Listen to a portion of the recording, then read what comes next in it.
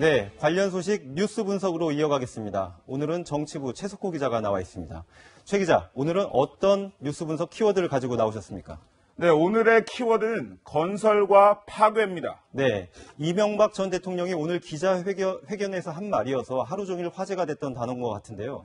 먼저 이명박 전 대통령이 왜 이 시점에 공항이라는 장소를 선택해서 기자회견을 했는지 그 배경이 궁금합니다. 네, 그렇습니다. 이명박 전 대통령은요, 해외로 출국하는 길에 공항에서 긴급 회견을 가졌습니다. 이 점에 우리는 주목을 해봐야 합니다. 일단 시기적으로 보면 김관진 전 국방부 장관이 어제 구속되지 않았습니까?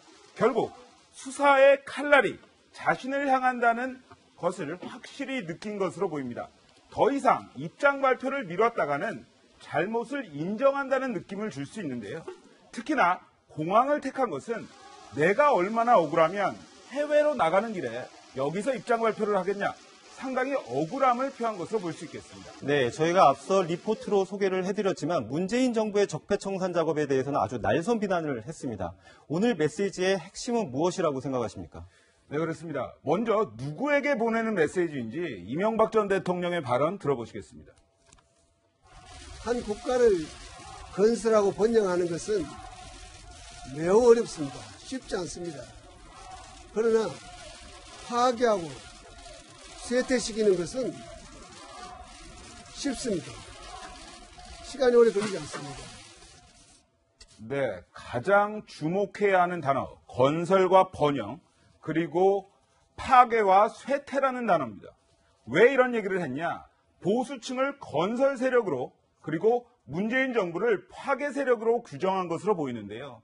이것은 보수 재결집에 대한 강력한 메시지를 출국길에 시사를 했다, 이렇게 볼 수 있겠습니다. 네, 이명박 전 대통령은 국정원과 그리고 국군사이버사령부의 댓글 공작과 관련해가지고 검찰 수사를 받을 수도 있는 상황이 됐습니다. 그런데 이런 일들이 왜 유독 이명박 정부에서 일어난 건지 그걸 좀 설명해 주시죠. 네, 이명박 정부 하면 떠오르는 게 있습니다. 바로 광우병 사태인데요. 당시에 이런 얘기들이 있었습니다. 미국산 쇠고기를 먹으면 뇌가 뚫려 죽는다거나 미국소로 만든 화장품만 발라도 광우병에 걸린다는 각종 괴담이 쏟아져 나왔습니다. 김관진 전 국방부 장관은요, 검찰에 출석하면서 군사이버사령부 심리전단을 북한의 대남 선동을 각종 괴담을 막기 위한 합법적 조직이다, 이렇게 설명을 하기도 했는데요. 당시 북한의 가담 가능성도 있다고 본 겁니다. 그리고 특히 민간인인 김유식 DC인사이드 대표도 2013년 댓글 의혹 국정조사 청문회에 참석해서 정보 전사들이 있다, 이러한 표현을 쓰게 됐는데 들어보시겠습니다. 1초에 한 개씩의 속칭 정보 전사들로 쓴 걸로 보이는 게시물이 올라옵니다. 교묘하게 미국 반미라든지 반정부에 관련된, 그리고 북한과 김정은을 찬양하는. 네, 그런데 문제는 댓글 부대의 불법 행동들입니다. 여기 보시면요, 지난 2월에 서울고등법원이 내린 판결입니다.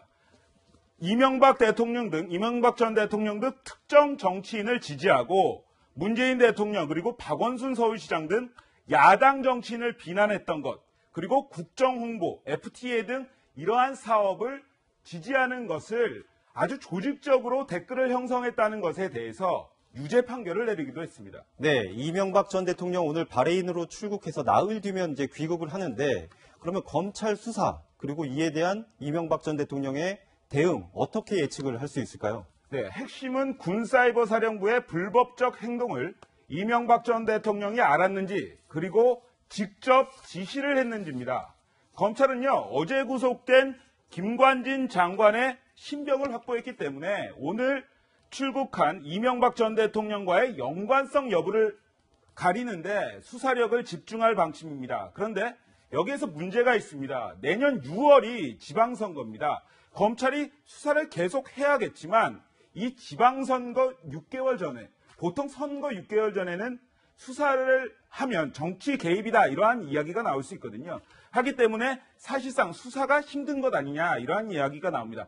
결론적으로 12월 31일 연말까지는 이명박 전 대통령에 대한 수사를 마쳐야 하는 상황입니다. 그런데 이 과정에서 이 전 대통령도 치열한 대응 전략을 세울 것이 뻔한 상황입니다. 왜냐하면 자칫 자신도 박근혜 전 대통령에 이어서 사법 처리를 받을 경우에 보수 정권의 괴멸이다, 이러한 이야기까지 나오게 되는데 오히려 이명박 전 대통령은 이 부분을 노리고 있는 겁니다. 정치 보복이다, 보수 괴멸이다, 이런 것을 프레임으로 가져가면서 결국 보수층의 재결집, 이러한 것을 여론전을 펼칠 가능성에 무게가 실립니다. 네, 말씀 잘 들었습니다. 지금까지 최석호 기자였습니다. 감사합니다.